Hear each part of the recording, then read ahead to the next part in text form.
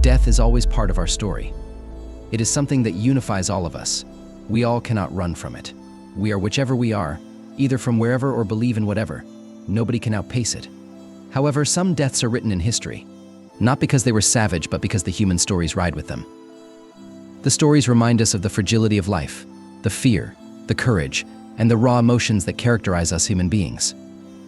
We're not talking of accidents or acts of nature. We talk of human beings, actual human beings who lived, breathed, loved, and fought. And their end came in such a dramatic way that the stories of their lives survive to this day.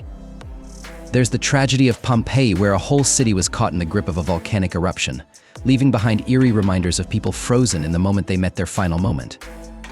Or the adventurers who venture too far into the great unknown, never to come back and with their fate sealed by sheer brutality of nature. It might disturb you, it may make you reflect on your own fears and the human condition. You can be certain of one thing: you'll never forget these stories. So before going on with these stories, don't forget to subscribe to our channel. Number 1. Pompeii, the city frozen in time. Let's start in 79 AD in the ancient Roman city of Pompeii, located beneath the shadow of Mount Vesuvius. The narrow streets were lined with market stalls, filled with laughter and conversation, as people went about their daily lives, unaware of the fact that they would soon become part of history books. Vesuvius eruption proof free, it spewed lava, ash, and rocks in the air. It seemed the sky was falling, the earth trembled so violently that people screamed in pure panic, running every way they could run as fast as they were able. For some, little time remained to react. No way to run. Ash fell faster than the people of Pompeii ran. Houses crumbled and buried everybody on the streets, asphyxiated while desperately trying to catch a breath. Dense, heavy clouds clogged the air and heat was unbearable. An eruption took 2 whole days to cover the town under meters of ash. By the end of it, Pompeii had disappeared. And after centuries, when archaeologists dug there, they found the victims still there, frozen in those final moments. Young lovers embracing each other, parents shielding their children, whole families huddled together. And it was just like time had stopped there, preserving all that fear, all that desperation, and the very humanity of that day. There is a wonderful note of Pliny the Younger, who saw it from afar. Darkness fell, not as though the day had been taken from the eye by a moonless or cloudy night, but as if the lamp had gone out in a closed room. The terror of the day has not lost with time. It strikes still in our ears, reminding how fragile we are against the forces of nature. It is one of the most poignant reminders of how unforgiving nature's power can be. A city full of life muzzled for hours. The plaster casts of the victims still wear expressions of fear and pain, testifying to the horror that happened. Number 2. Hugh Glass, the man who faced the wild. Then there is the spectacular story of Hugh Glass, who at least for the moment is left frontiersman extraordinaire. In 1823, Glass was on an expedition into the wild, as yet uncharted wastes of South Dakota for fur trapping. Glass had a reputation for danger, but could have never been prepared for the true horror of the grizzly bear attack that left him perilously close to death. The bear ripped into him, breaking bones and tearing off gobbets of flesh. The attack was brutal. He'd had his scalp partly torn off, and his leg was broken.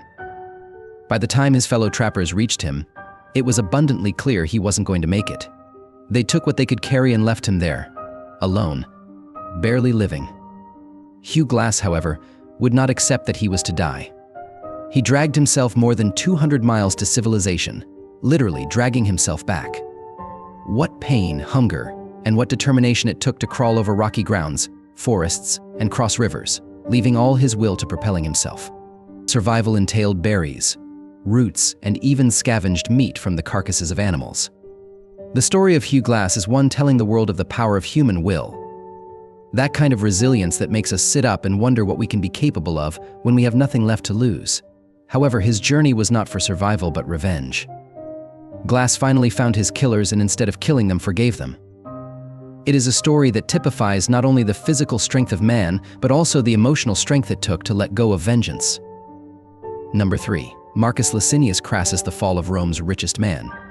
Once Rome's richest citizen, back when a city that prized wealth above almost everything else was still a republic, Marcus Licinius Crassus wasn't content just to be rich.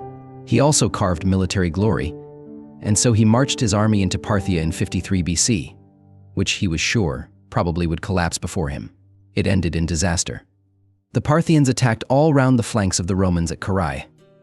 It was a confused battle. Parthian cavalry, fine steeds zooming across like low-flying winds, and deadly archers swept through the Roman legions. Crassus, desperate and humiliated, attempted to negotiate but was betrayed. The Parthians took him, and as a final cruel symbol of brutality, forced down his throat the molten gold so that he would be given a gruesome punishment fitting the insatiable greed inside his heart. The picture of vulvic suffocation by molten gold has become a classic icon of the perils of unchecked ambition. Historians would claim that this is the death of Crassus, marking a moment in Rome where power broke toward Caesar and to the fall of the Republic. It is the story of unchecked ambition, a man who has everything to offer, but for all that, he gets nothing but a life and infamy riddled with pain, and his death signified not an end to a man but an end to the old and a beginning to the new, the world of civil war and dictators. Number 4, the Donner Party trapped in the Sierra Nevada. Fast forward to 1846, the Donner Party, a party of pioneers who ventured into California. These pioneers were filled with so much hope, and thus easily convinced to take a shortcut that would end up taking them into the Sierra Nevada mountains at the most crucial moment. Winter had set in. Snow fell in all directions, cutting out all other worlds. Days turned into weeks with no food crossing their path. Starvation and freezing cold did not let up. They could either starve or start the rite of cannibalizing themselves. They chose to remain alive, and thereby survive at the cost of a guilt that haunted them all their lives. First, they ate the animals. Then, when there was nothing left, they had to bring themselves to those who died. The scenes were disturbing. Families who had to make impossible choices were made to do so. The snow-covered camp became a kind of graveyard. Number 5, Empress Dowager Cixis rivals the poisoned concubines. And lastly, the Qing dynasty, the palace of intrigue and power games and fear of the ruler. She ruled behind the throne, deposing her rivals with a ruthlessness that was rather efficient.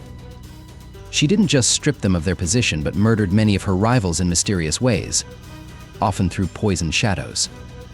Among the most famous was concubine Zhen, to whom the emperor's wives related had been drowned at her whim. The palace was a place of smiling daggers, of the ungovernable, wherein men could not trust their neighbors, and one misstep could often mean death. As one historian described, from those times there is the unspoken fear in the court. As the poet Li Qingxiao so aptly phrased, in the palace, even the flowers fear to bloom, and never more so under the stifling life of Cixi. I hope these stories have touched some emotions within you, fear, awe, or maybe a more profound understanding of our shared past. History is not pretty, but it is real and ours. Let me know which of these has hit closest to your heart. Leave a comment below. Don't forget to like, subscribe, and that little notification bell. We've got a lot more wild, uncut stories up our sleeves. Thanks for watching.